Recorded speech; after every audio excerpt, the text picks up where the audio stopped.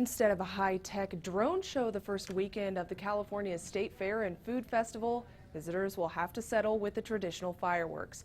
Officials with the festival say the drone show is postponed due to a software issue. The issue was fixed, but officials say it didn't happen soon enough to get the show up and running this weekend. Now organizers plan to shoot off fireworks Friday and Saturday instead.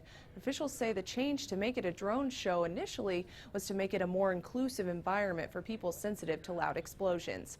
Katie Johnston, CBS 13 News.